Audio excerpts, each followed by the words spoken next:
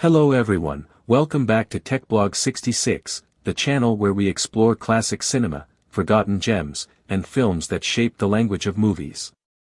Today, we are diving into a strange, atmospheric, and surprisingly important horror film from 1963, titled Dementia 13.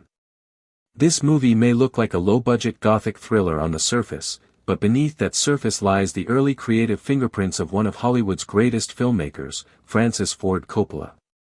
Dementia 13 is a black-and-white psychological horror film produced by the legendary Roger Corman, a man known for giving young filmmakers small budgets and total freedom. Coppola was one of those young filmmakers, and this was his first solo feature film. While it may not have the polish of his later masterpieces, it absolutely shows ambition, mood, and a strong sense of cinematic storytelling. The story begins with a married couple, Louise and John Halloran, traveling by boat in Ireland. Very quickly, tragedy strikes when John suddenly dies of a heart attack.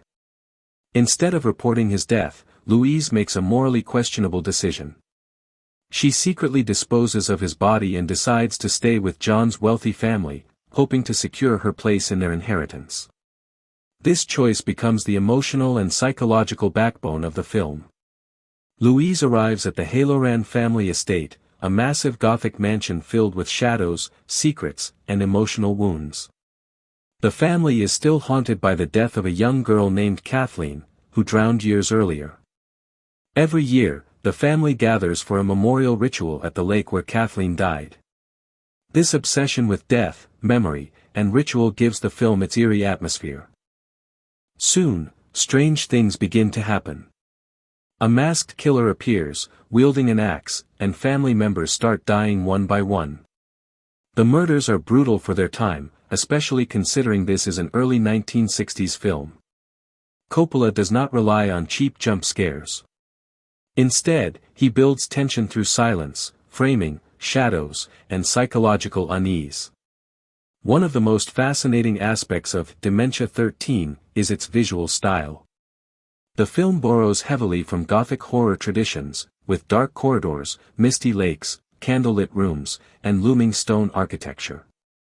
Coppola uses deep shadows and sharp contrasts to create a feeling of paranoia and dread. The camera often lingers just a little too long, making the viewer uncomfortable in a subtle but effective way.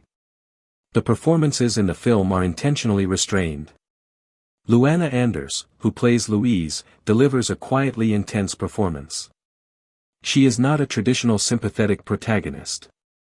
Instead, she is driven by fear, greed, and survival. Her internal panic is reflected in her body language and facial expressions rather than dramatic dialogue. This makes her character feel realistic and deeply human. The supporting cast adds layers to the story. Each member of the Halloran family represents a different way of coping with grief and guilt. Some cling to tradition, some deny reality, and others are emotionally broken.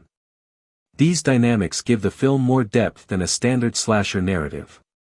It is not just about who the killer is, but why the violence exists at all. -2. The masked killer is one of the most memorable elements of the movie. The simple design of the mask makes it unsettling, especially when combined with the slow, deliberate movements of the killer. Coppola understands that what the audience imagines is often scarier than what is shown. The violence is suggested rather than glorified, which adds to the psychological horror. Musically, the film uses its score sparingly. Silence plays a major role, allowing ambient sounds like footsteps, water, and wind to heighten tension. When music does appear, it is haunting and melancholic, reinforcing the themes of death and memory. This minimalist approach works perfectly for the film's tone. It is important to understand the historical context of Dementia 13. Released in 1963, it came out during a transitional period in horror cinema. Alfred Hitchcock's Psycho had already changed audience expectations, and filmmakers were beginning to explore darker, more psychological territory. Dementia 13 fits perfectly into this shift, blending Gothic horror with modern psychological themes. Critically, the film received mixed reactions upon release. Some critics dismissed it as a low-budget shock film, while others recognized its artistic ambition. Over time, however, the film has gained cult status. Film scholars and Coppola fans often revisit it to see the early signs of the director's talent, particularly his attention to atmosphere and character psychology. What makes Dementia 13 especially interesting is how it foreshadows Coppola's later work. Themes of family, legacy, guilt, and moral decay would later appear in much more refined forms in films like The Godfather. Even here, in this early horror film, Coppola is already interested in how personal choices lead to tragic consequences. The pacing of the movie is deliberate. Some modern viewers may find it slow, but that slowness is intentional. It allows tension to build gradually and gives the audience time to absorb the environment. This is a film that rewards patience and close attention. From a technical standpoint, the film makes impressive use of its limited budget.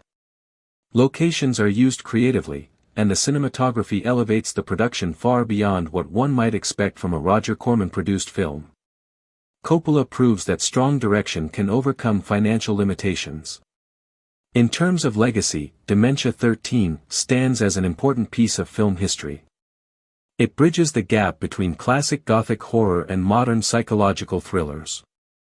It also serves as a reminder that many great filmmakers start with small, experimental projects before achieving greatness. So, is Dementia 13 a perfect film? No. It has flaws, including uneven pacing and moments where the dialogue feels stiff. But these imperfections are part of its charm. What truly matters is its atmosphere, ambition, and historical importance.